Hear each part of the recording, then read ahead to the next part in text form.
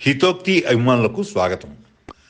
కలశం ఎలా తయారు చేసుకోవాలి అనే విధానం ఇప్పుడు మీకు చూపిస్తున్నాము. ముందుగా కలశం మీద కొబ్బరికాయను ఉంచుకోవాలి.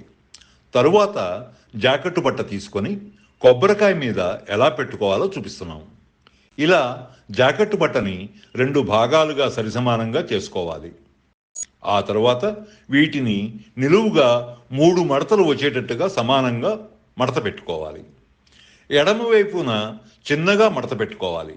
కుడివైపు నుంచి మడత పెట్టుకోవాలి. మళ్ళీ ఇలా జిగ్జాగ్ లాగా పూర్తిగా మడత పెట్టుకొని చివరి కొసలు మడత పెట్టిన జాకెట్టు బట్ట లోపలికి పెట్టాలి. ఇది కలశానికి ధారణ చేయాలి. తరువాత కలశానికి జాకెట్టు బట్టకి గంధము కుంకుమ బొట్టు పెట్టుకొని అలంకరించుకోవాలి. మా వీడియో కనుక మీకు నచ్చినట్లయితే లైక్ చేయండి, షేర్ చేయండి, మా ఇన్స్టాగ్రామ్ అకౌంట్ని ఫాలో చేయండి. అలాగే మీకు పూజలో ఇంకా ఏమైనా అనుమానాలు ఉంటే కింద కామెంట్లో పెట్టండి.